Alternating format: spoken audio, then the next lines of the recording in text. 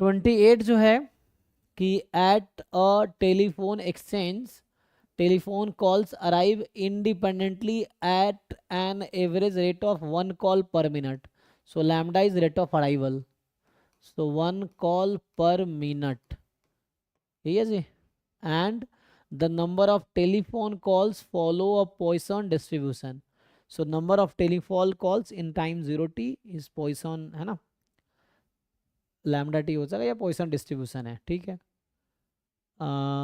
Number of telephone calls follows Poisson distribution है ना. सो N T जैसे मैं लिखना चाहूँ कि number of arrivals in time 0t, तो ये बोलना चाह रहा है लैम्डा है, तो इसका मतलब कहीं ना कहीं पॉइसन लैम्डा टी होगा, मतलब पॉइजन प्रोसेस कहना चाह रहा है. 5 time intervals each of duration 2 minutes are chosen at random. कह रहा है 5 टाइम इंटरवल चूज किए जा रहे हैं है ना. Each of duration 2 minutes are chosen at random. So let's say 0 से 2, फिर दूसरा है ना, ऐसे 5 टाइम इंटरवल रैंडमली चूज किया गया. तो अभी के लिए मैं 2 to 4, 4 to 6, 6 to 8, 8 to 10 ऐसा मान लेता हूँ. जरूरी नहीं है 0 to 2, फिर हो सकता है 4 to 6, फिर हो सकता है 8 to 10 इस तरह से.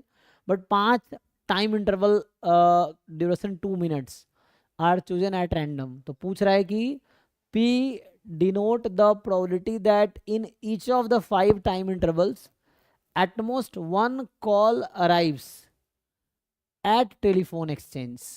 ओके. तो P किसकी प्रोबेबिलिटी है? Probability that in each of the 5 time intervals at most 1 call arrives. चलो पहले एक की बात करते हैं कि जो पहला टाइम इंटरवल है ये 0 2, इसमें कम से कम एक एटमोस्ट, अच्छा एटमोस्ट 1 कॉल अराइव्स. कैसे लिखना चाहोगे? मैं एक की पहले बात करता हूँ फिर बाकी की बात करते हैं.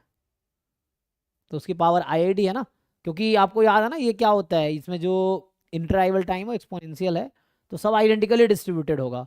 क्योंकि पॉइजन प्रोसेस में क्या होता है, इंडिपेंडेंट स्टेशनरी इंक्रीमेंट है, तो लेंथ इक्वल है, तो ईच की प्रोबेबिलिटी इक्वल ही आएगी. मतलब पहला जो इंटरवल है 2 minute का, दूसरा, तीसरा, चौथा, पांचवा, सबके आंसर सेम ही आना है because of stationery increment. So independent तो है ही. तो यहाँ से कहने का मतलब आप ये निकाल लो कि N2 पहले 2 minute में एटमोस्ट 1 कॉल अराइव. एटमोस्ट 1 ज़्यादा से ज़्यादा 1, तो ज़्यादा से ज़्यादा 1 है ना, लेस देन इक्वल टू 1. इसकी प्रोबेबिलिटी और इस पूरे की पावर ले लो 5. 5 क्यों ले लिया? 0 2 फिर 2 to 4, तो ये भी तो 2 से स्टार्ट हो रहा, 4.02 ही हो गया. तो ईच में आंसर सेम ही आना था. First interval and second interval and third and fourth and 5 multiply कर दिया. निकालिए जरा क्या आता है ये. और N2 का डिस्ट्रीब्यूशन आपको पता ही है. N2 इज पॉइसन लैम्डा, हमें 1 दे रखा है, 2 है ना. पॉइसन 2 हो गया. सो N2 पॉइसन 2 है, तो पॉइसन 2 इसका डिस्ट्रीब्यूशन है लेस देन इक्वल टू 1.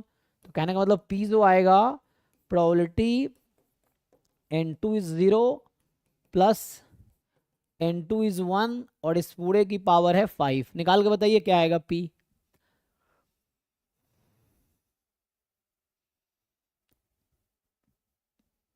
समझ आ रहा है? N2 एक रैंडम वेरिएबल है जिसका डिस्ट्रीब्यूशन पॉइसन 2 है. तो इक्वल टू 0 प्रोबेबिलिटी निकालिए, इक्वल टू 1 पे दोनों को ऐड कर दीजिए, पावर 5 ले लीजिए, उससे P आ गया. आपको बताना है E की पावर 10 इंटू P क्या होगा. 3 की पावर 5 आएगा. तो यहाँ से आ रहा है 3 की पावर 5. देख लीजिए बाकी लोग.